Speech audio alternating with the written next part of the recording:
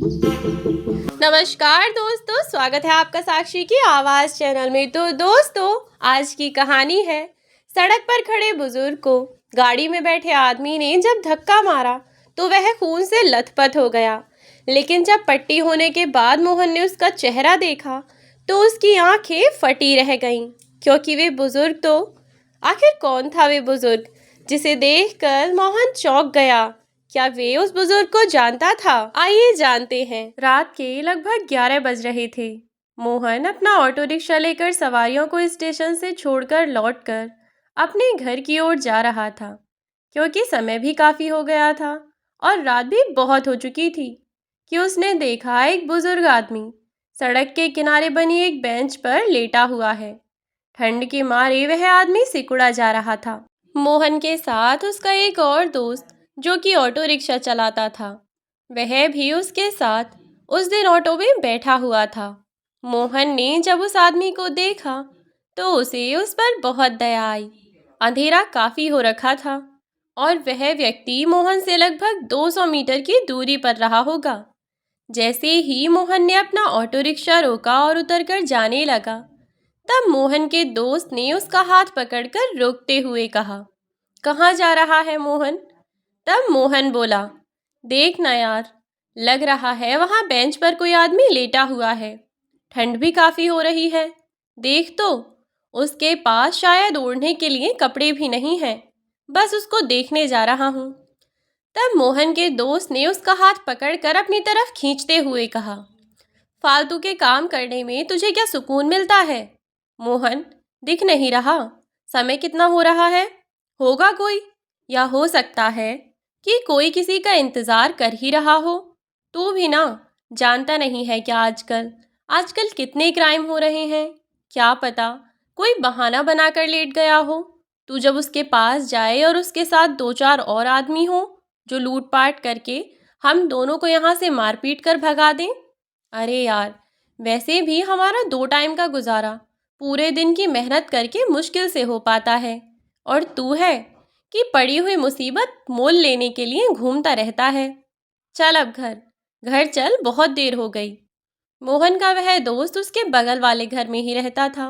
दोनों के घर आसपास ही थे और दोनों ही ऑटो चलाने का काम किया करते थे। मोहन का मन तो नहीं मान रहा था, लेकिन जब दोस्त नहीं माना और उसने नहीं छोड़ा तो मोहन ने भी अपना ऑटो स्टार्ट किया और वहां से चला गया। अब मोहन घर पहुंच तो गया, लेकिन चिंता के मारे उसे सारी रात नींद ही ना आई। पता नहीं क्यों बार बार उसके मन में यही ख्याल आ रहा था कि न जाने कौन होगा वह आदमी। बेचारे के पास ओढ़ने के लिए कुछ होगा या नहीं होगा। न जाने कैसे रह रहा होगा बेचारा। रात भी कैसे कटी होगी, पता नहीं। बेचारा कोई गरीब किसी मुसीबत में तो नहीं होगा। दूर से देखने में तो वह बुजुर्ग ही लग रहा था। क्या पता वह इस बड़े से अनजान शहर में रास्ता ही भटक गया हो। हम तो यहाँ अपने घर में आकर सो गए। बाहर तो काफी तेज सर्दी हो रही है।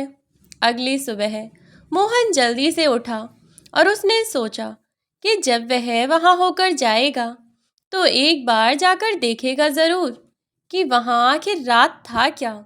अगली सुबह मोहन जो इस रास्ते से वापस अपने काम पर जा रहा था तो उसने देखा कि एक बुजुर्ग आदमी जिसकी उम्र लगभग 70 साल रही होगी, पेट में अपने दोनों घुटनों को गड़ाए हुए बेंच पर सुकड़े हुए पड़ा था।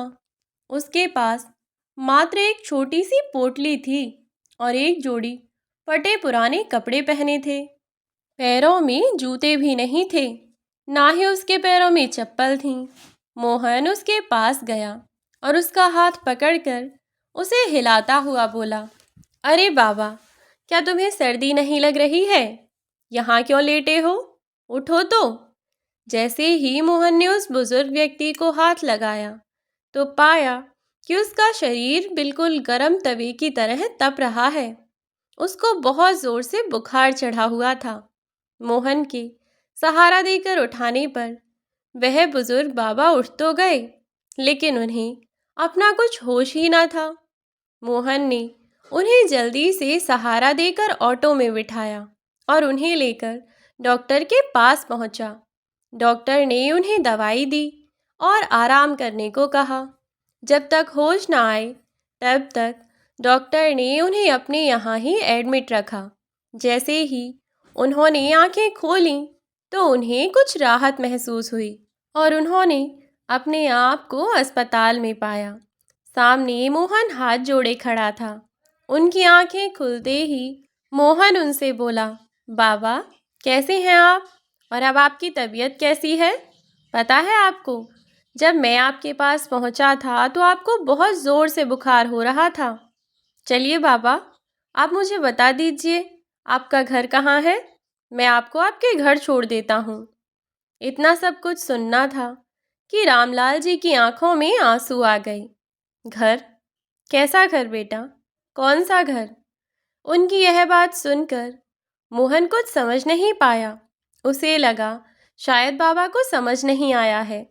तब मोहन ने कहा, वहीं घर बाबा जहां आप रहते होंगे। आपके परिवार में कोई तो आपका होगा ही ना। आप मुझे बता दीजिए, मैं आपको उनके पास छोड़ दूंगा। तब रामलाल जी ने कहा, मेरा कोई घर नहीं है। घर होता तो यहाँ सड़कों पर भटकता थोड़ी घूमता। बेटा, तुम्हारी बहुत बहुत मेहरबानी कि तुमने आज मेरी इतनी मदद की। बाकी मुझे मेरे हाल पर छोड़ दो।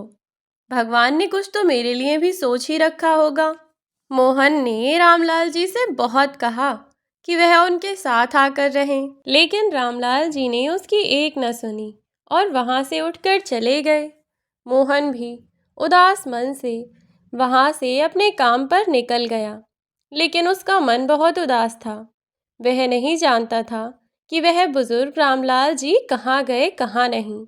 ना ही उनका उससे कोई रिश्ता था, लेकिन फिर भी वह जब भी उधर से होकर निकलता तब एक बार उस बेंच के आसपास जाकर जरूर देखता कि शायद रामलाल जी वहाँ पर हों। लेकिन उसके हाथ असफलता ही लगी। कुछ समय और बीत गया, लेकिन मोहन के दिमाग से बुजुर्ग रामलाल जी का चेहरा उतरा ही नहीं था। और लगभग 2 महीने के बाद मोहन कुछ सवारियों को छोड़ने के लिए पास ही के दूसरे शहर में गया हुआ था।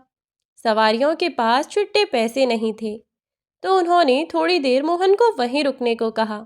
मोहन भी पैसों के चक्कर में वहाँ खड़ा हो गया। लगभग 5 मिनट हो गए थे मोहन को वहाँ पर खड़े हुए। तो मोहन ऑटो से उतरकर इधर उधर घूमने लगा कि तभी उसने देखा एक गरीब बुजुर्ग मैले कुचले कपड़े पहने हुए एक अमीर गाड़ी वाले के सामने हाथ जोड़े खड़ा है। शायद वह उनसे कुछ मांग रहा है।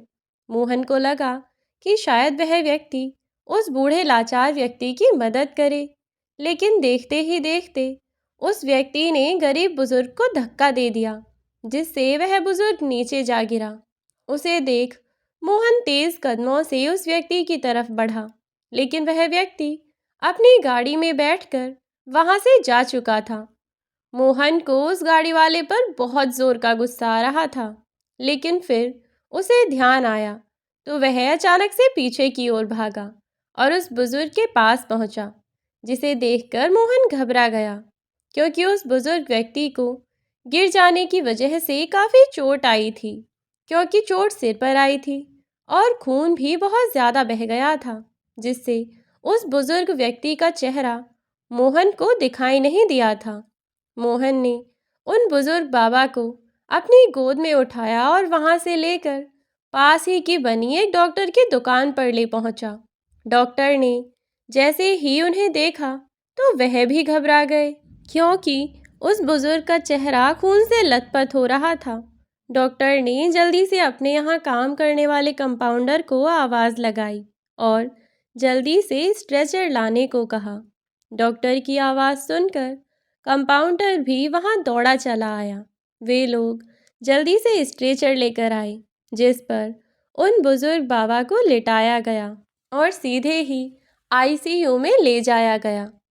मोहन डॉक्टर से हाथ जोड़कर बस यही विनती किए जा रहा था कि वह कैसे भी उस बुजुर्ग व्यक्ति की जान को बचा लें, जबकि ना तो मोहन जानता था कि यह बुजुर्ग व्यक्ति है कौन। डॉक्टर ने जब मोहन से उस बुजुर्ग व्यक्ति से उसके रिश्ते के बारे में पूछा। तब मोहन ने बताया कि वह नहीं जानता है यह कौन है। वह तो अपनी ऑटो से सवारियों को छोड़ने के लिए यहाँ पर आया था।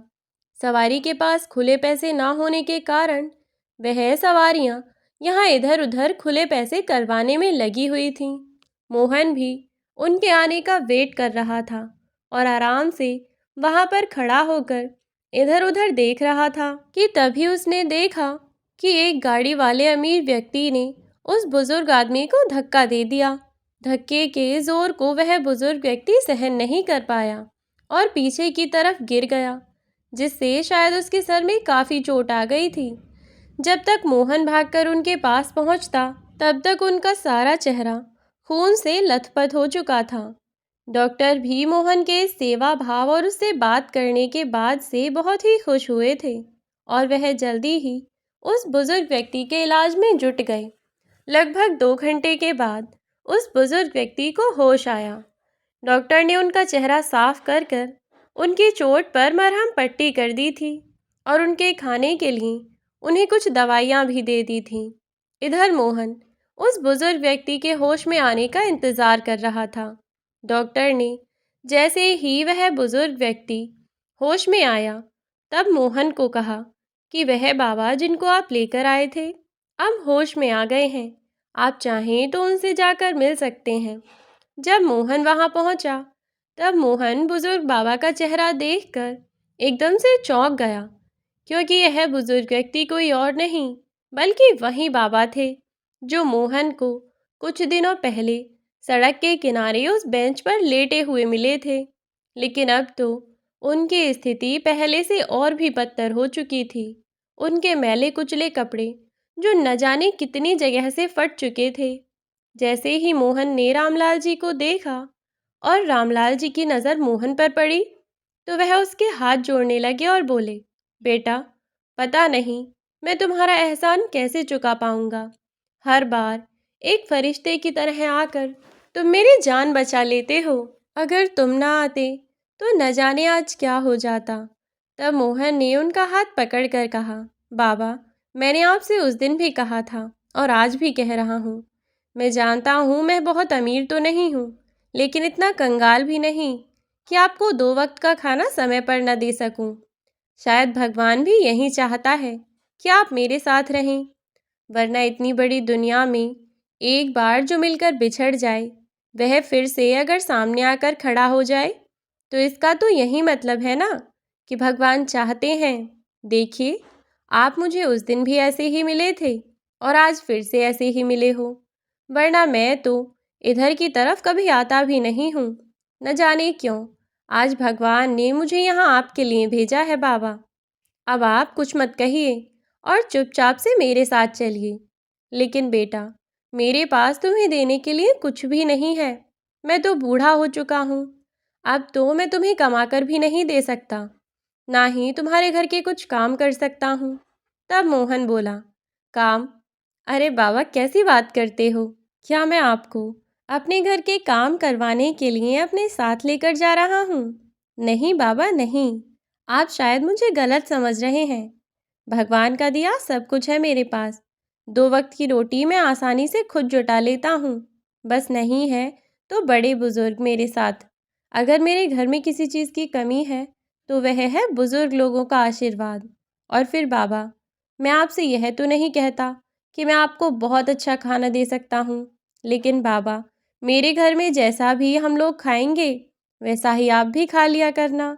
लेकिन बेटा, जहाँ मेरी खुद की औलाद, जिसके लिए मैंने इतना सब कुछ किया, अपनी पूरी जवानी उनके सुख और ऐसो आराम के लिए गंवा दी, खुद दुखी रहकर उनको हर सुविधा दी, जिसके लिए उन्होंने कहा, न दिन देखा न रात देखी। जब उनको मेरा पेट भारी लगने लगा, तो फिर तुम, अरे बेटा, तुम्हें तो मैं जानता भी नहीं हूँ। तुम मेरे लिए इतना सब कुछ क्यों करोगे? तुम ऐसा करो, मुझे किसी वृद्धाश्रम में छोड़ दो, क्योंकि बेटा, अगर मैं फिर दोबारा से ठुकराया गया, तो इस बोझ को मैं कभी भी स्वीकार नहीं कर पाऊंगा। जिंदगी के कुछ ही दिन बचे हुए हैं और मैं उन्हें सुकून से काटना चाहता हूँ। अब और दुख झेलने की हिम्मत नहीं रही है मुझ में। रामलाल जी कहते कहते फूट फूट कर रोने लगे। तब मोहन ने उनका ढांढस बंधाया और बोला, बाबा, आप क्यों फिक्र करते हैं? आप चलिए तो सही मेरे साथ। एक बार विश्वास कीजिए, मैं आपको कभी भी शिकायत का मौका नहीं दूंगा। मोहन की बात सुनकर रामलाल जी भी उसके साथ उसके घर के लिए चल दिए। मोहन ने भी रामलाल जी का हाथ पकड़ा और बहुत धीमे धीमे कदमों से, जितनी चाल से वह चल सकते थे, आराम से उन्हें पकड़कर ऑटो में बैठाया और फिर बहुत तसल्ली के साथ ऑटो को चलाते हुए वह अपने घर जा पहुंचा। घर जाकर उसने बाहर से ही अपनी पत्नी को आवाज़ लगाई, नम्रता, अरे ओ नम्रता, सुनती हो क्या? मोहन की आवाज़ सुनकर उसकी पत्नी नम्रता दौड़ी हुई बाहर आई और बोली, क्या हुआ? आज आप बहुत जल्दी आ गए। सब कुछ ठीक तो है ना? आपकी तबीयत तो ठीक है? तब मोहन बोला, हाँ बाबा, मेरी तबीयत बिल्कुल ठीक है। मैं तो तुम्हें किसी से मिलवाने के लिए आवाज़ लगा रहा था। चौंकती हुई नम्रता मोहन की तरफ देखने लगी कि मोहन ने रामलाल जी को हाथ बढ़ाकर सहारा देकर ऑटो से उतारा और बोला, यह देखो नम्रता, मैं किसको अपने साथ लेकर आया हूँ। बाबा आज से हमारे साथ रहेंगे। रामलाल जी को देखकर नम्रता बहुत खुश हुई। उसने जल्दी से बढ़कर उनके पैर छुए और बोली, सच में आपने तो आज मुझे बहुत खुश कर दिया। चलिए आप बाबा को लेकर अंदर चलिए, मैं जल्दी से पानी गुनगुना कर देती हूँ और कपड़े निकाल कर ले आती हूँ। आप बाबा को अच्छे से कपड़े पहना दीजिएगा, फिर मैं जल्दी से खाना तैयार कर दूँगी। और बाबा के सिर पर यह चोट कैसे लग गई? तब मोहन बोला, अब अंदर चलने दोगी तब तो कुछ बताया जाएगा ना। सबसे पहले तुम जाओ और पानी गर्म कर दो। मोहन रामलाल जी का हाथ पकड़कर छोटे बच्चों की तरह उन्हें अंदर ले गया। उसने उन्हें अंदर कुर्सी पर ले जाकर बैठाया। इतनी ही देर में नम्रता जल्दी से भागी हुई आई और पानी का गिलास रामलाल जी के हाथ में थमाती हुई बोली, बाबा, मैं तो भूल ही गई थी कि आपको प्यास लगी होगी। यह लीजिए, पानी पी लीजिए। रामलाल जी ने नम्रता के हाथ से पानी का गिलास लिया ही था कि उनका हाथ कांपे ही जा रहा था। तब नम्रता ने उनको पानी का गिलास ना देकर अपने हाथ से उन्हें पानी पिलाया। थोड़ी ही देर में गर्म पानी हो जाने के बाद मोहन ने रामलाल जी को अपने हाथों से नहलाया धुलाया, अच्छे कपड़े पहनाए और फिर आंगन में खाट बिछाकर उसके ऊपर बढ़िया चादर बिछाकर बाबा को बैठाया गया। जितनी देर में मोहन ने रामलाल जी को नहला धुलाकर तैयार किया, उतनी देर में नम्रता ने गर्मा गर्म चाय पकौड़े बनाकर तैयार कर दिए थे। अब वह मोहन को आवाज़ लगाती हुई बोली, सुनते हैं क्या? अगर बाबा नहा लिए हों और आप फ्री हो गए हों तो क्या मैं चाय लेकर आ जाऊं? तब मोहन बोला, हाँ हाँ बिल्कुल, ले आओ। बाबा नहा लिए हैं और अब नहा धोकर बिल्कुल आराम से फ्री भी हो गए हैं। और रामलाल जी जब से घर से निकल गए थे तब से ना तो बेचारों को 2 वक्त का खाना ही मिलता था और फिर लगभग पिछले 2 दिन से उन्होंने शायद कुछ खाया भी नहीं था। भूख तो उन्हें बहुत ज़ोर की लग रही थी, पर वह कुछ कह नहीं पा रहे थे।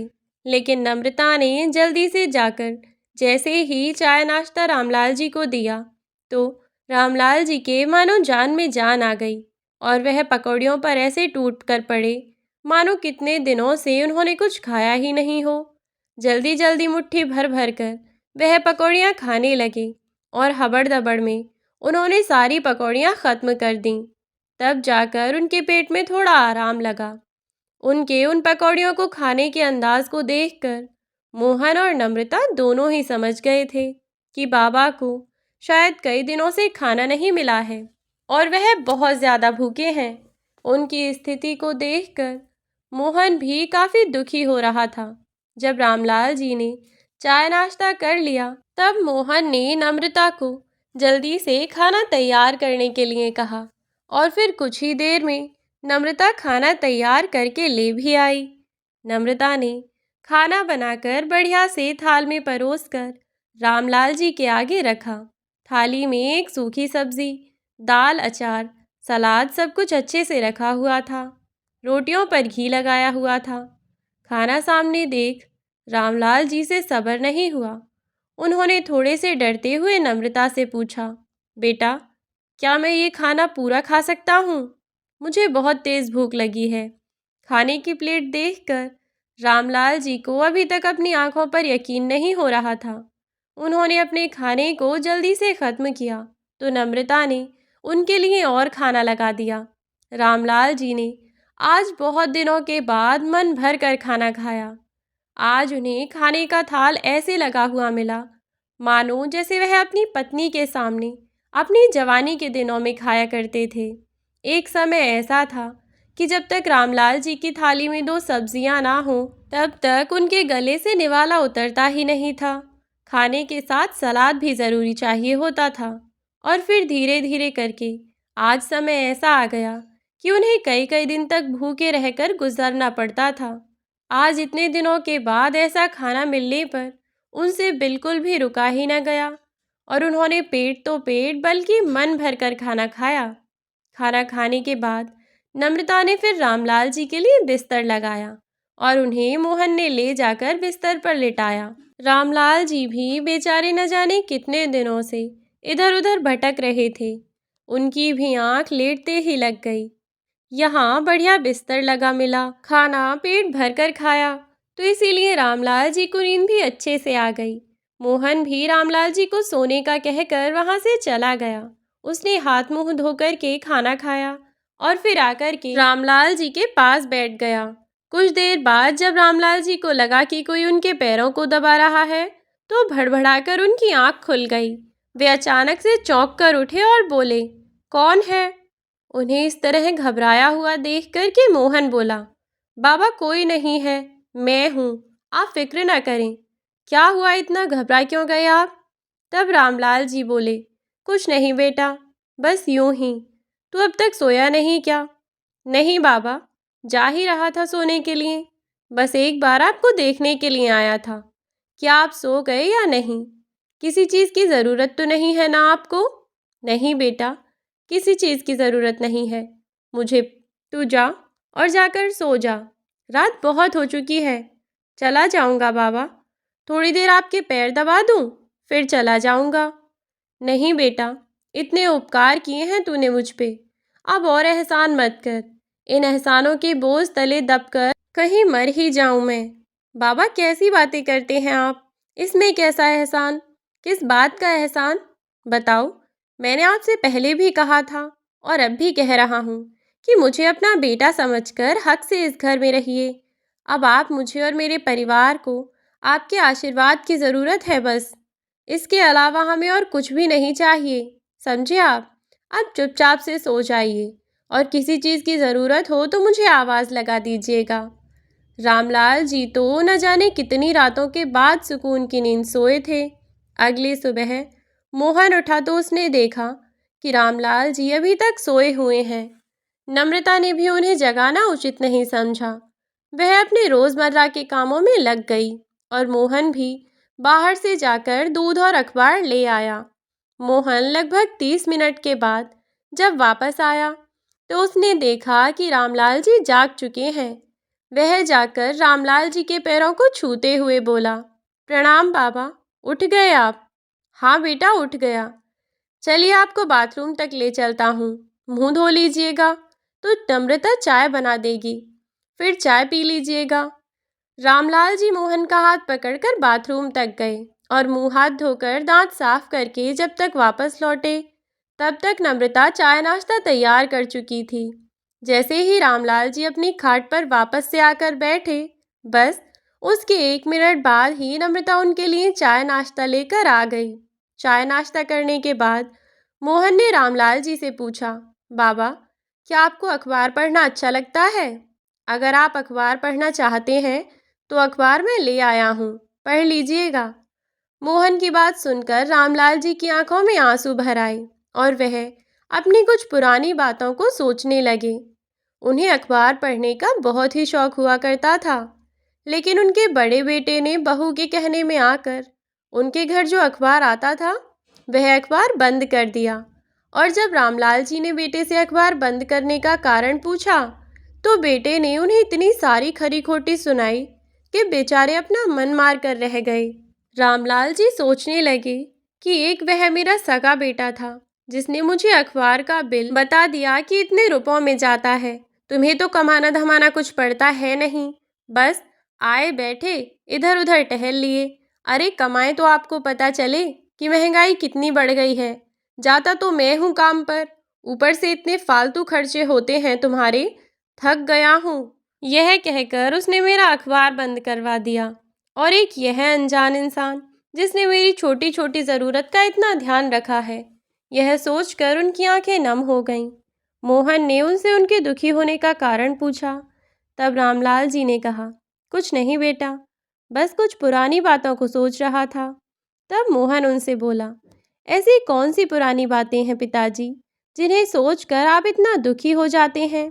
तो आज मुझे बता दीजिए, ताकि आज के बाद आप कभी उन बातों को सोचकर दुखी ना हो, क्योंकि मैं आपको ऐसे और दुखी नहीं देख सकता।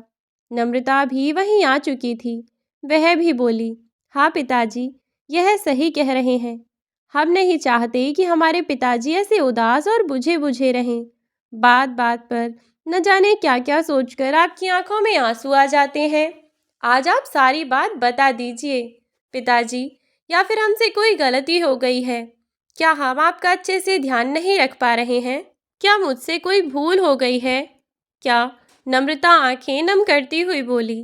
तभी नम्रता की इतनी बात सुनकर रामलाल जी बोले, बेटा, तुम जैसी औलाद पाकर तो मैं धन्य हो गया हूँ। मुझे तो आज भी यकीन नहीं हो रहा है कि मैं इतने अच्छे दिन भी देख सकता था। मुझे तो लगा था कि किसी गटर के अंदर गिर पड़कर पता नहीं कैसे मेरी मौत हो जाएगी। न खाने को रोटी थी, न एक वक्त का आसरा, न सोने के लिए कोई जगह, न रहने के लिए कोई घर। शुरू से तो ऐसा नहीं था, लेकिन क्या लेकिन पिताजी, बताओ ना। मोहन ने जब जोर दिया तो रामलाल जी बोले, बेटा, तेरे जैसे भी मेरा एक बेटा था जिसकी खातिर न जाने कितने मंदिर मस्जिदों के चक्कर काटे। शादी के लंबे समय तक घर में कोई भी औलाद नहीं थी। मैं और तुम्हारी माँ बहुत परेशान रहा करते थे। जिसने जैसे बताया, जहाँ बताया, हमने वहाँ माथा टेका, प्रसाद चढ़ाया। और न जाने कितने सालों बाद उस नालायक ने उस घर में जन्म लिया। हम तो खुशी के मारे फूले नहीं समा रहे थे। बचपन से ही उसके कहने पर हर चीज़ तुरंत हाजिर हो जाया करती थी। बहुत शौक से उसके लिए हर छोटी बड़ी चीज़ का इंतज़ाम हम किया करते थे। अकेला होने के कारण वह बचपन से ही बहुत ज़िद्दी हो गया था। अगर किसी चीज़ को करने की वह ठान लेता तो फिर मजाल है कि किसी की बात को वह सुन ले, फिर तो उसको वह सब कुछ लाकर देना ही पड़ता था। शुरू शुरू में तो प्यार प्यार में हमने भी सोचा कि अभी छोटा है, इतनी समझ नहीं है, बड़ा होगा तो खुद ही सब कुछ समझने लगेगा। लेकिन कुछ समय बाद जैसे जैसे जब उसकी ज़िद हद से ज़्यादा बढ़ने लगी तो मैंने उसे डांटना फटकारना शुरू कर दिया। लेकिन तुम्हारी आंटी फिर भी उसकी तरफदारी किया करती थीं। धीरे धीरे करके उसकी ज़िद और नादानियाँ बढ़ती ही चली गईं। मैंने बहुत चाव से उसका एडमिशन शहर के एक नामी स्कूल में करवाया। मेरा सपना था कि वह पढ़ लिख कर एक अच्छे ओहदे पर नौकरी करे, लेकिन उसका पढ़ने लिखने में कोई खास ख्याल नहीं था। उसने अपनी हाई स्कूल इंटर की परीक्षा भी जैसे तैसे गिरते पड़ते पास की। बस पास आने लायक नंबरों से ही पास की, वह भी पता नहीं न जाने कैसे कैसे। हम दोनों में से कोई भी उसे किसी काम के लिए कहता तो वह किसी काम की नहीं सुनता। दिन पर दिन जैसे जैसे वह बड़ा होता जा रहा था, उसका व्यवहार उतना ही बिगड़ता जा रहा था। 12वीं पास करने के बाद मैंने उस कॉलेज में उसका एडमिशन लेने के लिए कहा उसे, तो उसने मुझे साफ साफ मना कर दिया। उसने मुझे कहा कि पढ़ना लिखना मेरे बस की बात नहीं है। हाँ, अगर तुम्हें पैसा बर्बाद करना है तो शौक से तुम मेरा एडमिशन करवा सकते हो, लेकिन पिताजी, मैं इस स्कूल में नहीं जाऊंगा। मयंक की यह सारी बातें सुनकर मेरे मन को बहुत ठेस पहुंचती थी, लेकिन फिर भी मैं कर ही क्या सकता था। लेकिन लगा मुझे, जब उसने मना कर दिया तो इसका एडमिशन करवाना कहीं की समझदारी नहीं होगी। कुछ लोगों ने सलाह दी कि इसको किसी काम में लगा दो, काम में व्यस्त रहेगा तो शायद इसका व्यवहार थोड़ा बदल जाएगा। मैंने भी अपनी जमा पूंजी से उसको एक दुकान करवा दी। भगवान की दुआ से धीरे धीरे करके वह दुकान चल पड़ी और अब उस किराने की दुकान से हमारा अच्छा खासा खर्च चलने लगा था। मेरी भी उम्र अब ढलती जा रही थी। तुम्हारी आंटी और मैंने अब सोचा कि क्यों ना मयंक की शादी करवा दी जाए। जब हमने इस बात के लिए मयंक से पूछा तो उसने पहले तो नानुकुर की, फिर कुछ दिन बाद उसने शादी के लिए हामी भर दी। हमने भी बड़ी उम्मीद और चाव के साथ उसकी शादी की थी। हालांकि जब से मयंक दुकान पर बैठने लगा था तब से उसके व्यवहार में बहुत हद तक परिवर्तन था। अब उसने चीज़ों को समझना शुरू कर दिया था। हमें लगा बहू आएगी तो शायद मयंक में भी सुधार आ जाएगा। बहुत उम्मीद के साथ हमने अपने इकलौते बेटे की शादी की, लेकिन हमें क्या पता था कि हमारी जिंदगी का सबसे बुरा समय अब शुरू होने वाला है। शादी के 10 दिन बाद ही बहू के ड्रामे शुरू हो गए। वह घर का कोई काम ढंग से नहीं करती थी। अगर तुम्हारी आंटी कुछ सिखाती तो भी न सीखती, उल्टा पड़े पड़े ऑर्डर चलाती रहती। और जब मयंक के काम से लौटने का वक्त होता तब उसको दिखाने के लिए काम में लग जाया करती, जैसे सारा काम उसी ने किया हो। फिर भी वह कुछ न कहता, चुपचाप अपने कमरे में चला जाता, खाना खाता और आराम करने लगता। सब कुछ ठीक ही चल रहा था कि एक दिन तुम्हारी आंटी को बहुत ज़ोर से बुखार आया और रात को उसकी तबीयत कुछ ज़्यादा ख़राब हो गई। मैंने मयंक को बहुत आवाज़ लगाई, लेकिन वह नीचे नहीं आया। तुम्हारी आंटी पूरी रात उल्टियाँ करती रही, बुखार में तड़पती रही, लेकिन मयंक ने एक बार भी उठकर नहीं देखा कि उसकी माँ की तबीयत कितनी ख़राब है। सुबह हुई तो मैं उसे डॉक्टर के पास ले गया। डॉक्टर ने उसे दवाई दी और आराम करने को कहा। दिन में रमा दवाई खाकर खाना खाकर सो चुकी थी। मैंने भी उसे उठाया नहीं। मयंक ने या बहू ने आकर फिर भी नहीं पूछा कि रात में माँ की तबीयत खराब थी या फिर सुबह तुम कहाँ गए थे। जब उन्होंने नहीं पूछा तो मैंने भी बताना उचित नहीं समझा। सुबह की सोई हुई रमा आज दोपहर बाद तक भी नहीं उठी। मुझे लगा शायद तबीयत ज़्यादा खराब होगी, इसीलिए सो रही होगी। शाम के लगभग 6 बज चुके थे और रमा उठी ही नहीं। मैंने उसको जैसे ही उठाने के लिए मैं पहुंचा, मैंने उसे बहुत उठाया, लेकिन वह फिर कभी नहीं उठी, सोती की सोती रह गई। रमा के सामने फिर भी सब कुछ ठीक ही था, क्योंकि वह घर का सारा काम करती रहती थी। जैसे ही उसकी मौत हुई, बहू ने मुझे घर का नौकर बनाकर रख दिया था। उसके बाद भी मयंक को ऐसे दिखाती जैसे मैं कुछ करता ही नहीं हूँ। पूरे दिन घर का काम मैं करता और जब मयंक आता तो बहू घर के काम करने लग जाया करती थी कि वह मेरा कितना ख्याल रखती है। एक दिन बहू की माँ का अचानक से फ़ोन आया। फ़ोन पर वह बहुत घबरा रही थी। उसने मयंक से जल्दी से अपने घर आने को कहा और मयंक भी वहाँ चला गया। शाम तक दोनों बहू बेटे वापस आए तो साथ में मयंक की सास भी थी। मेरी बातें तो बहू बेटे पहले वैसे भी नहीं सुनते थे, तो मेरा उनसे कुछ कहना सुनना बेकार ही था। अब घर में मयंक की सास भी हमारे साथ ही रहने लगी। बहू बस मुझसे काम करवाती थी, पर उसने कभी मेरे साथ बदतमीजी नहीं की, ना ही मेरे हाथ से खाना छीना, क्योंकि जब से उसकी माँ आई तब से वह अपनी बेटी को उल्टी सीधी पट्टियाँ पढ़ाने लगी और धीरे धीरे उस घर में मेरा जीना दुश्वार हो गया। मयंक से कुछ कहता तो वह मेरी बात को सुनता ही नहीं था, उल्टा मुझे ही डांट दिया करता था। शायद उसकी सास ने उसे मेरे खिलाफ भड़का दिया था और बस फिर एक दिन ऐसा आया कि अपने ही मेरी नौकरों से भी बदतर स्थिति हो गई अपने ही घर में। उसने अपना राज चला रखा था। मुझे खाने के लिए एक रोटी भी पूछ कर लेनी पड़ती थी। यह सब मुझसे बर्दाश्त नहीं हो रहा था और एक रात मैंने अपनी 2 जोड़ी कपड़े लिए और अपनी पत्नी की तस्वीर के साथ बस घर से निकल पड़ा। इतना सब कहते हुए बाबा फूट फूट कर रोने लगे। इससे आगे कुछ ज़्यादा पूछने की ना तो मुझ में हिम्मत बची थी, ना ही बाबा बता सकते थे। मोहन ने उन्हें सांत्वना दी, चुप किया और कहा, बाबा वह एक बुरा समय था, उसे आप एक बुरा सपना समझकर भूल जाइए और बस अपने घर में आराम से रहिए। कभी कोई चीज़ चाहिए हो तो बेझिझक कहिए। नम्रता भी पीछे से बोली, जी पिताजी, यह सही कह रहे हैं। आपको किसी भी बात की बिल्कुल भी चिंता करने की कोई ज़रूरत नहीं है। आप क्यों इतना सोचते हैं? जो बीत गया सो बात गई। अब बस आप आराम से रहिए। जिस भी चीज़ की ज़रूरत हो हक से हमसे कहिए, और हमसे कोई गलती हो तो हमें डांटें भी। इसमें कुछ भी सोचने की ज़रूरत नहीं है, और ना ही यह इतनी बड़ी बात है। इतना सुनकर रामलाल जी ने दोनों को गले से लगा लिया। धीरे धीरे समय बीतने लगा और रामलाल जी पहले से बहुत अच्छे हो गए। उनके हालात में बहुत परिवर्तन आया। कभी कभी वह मन ही मन सोचने लगते कि वास्तव में मैंने पिछले जन्मों में कोई अच्छे कर्म किए होंगे, कि भगवान ने मुझे इस नेक दिल इंसान से मिलवाया जिसने सगा ना होते हुए भी मेरे लिए इतना सब कुछ किया, और एक वह मेरी अपनी नालायक औलाद जिसने मुझे दर दर भटकने को मजबूर कर दिया। न जाने अगर यह मुझे ना मिलता तो मैं कहाँ कहाँ भटकता, और शायद यूं ही भूख प्यास से तड़प तड़प कर मैं मर जाता।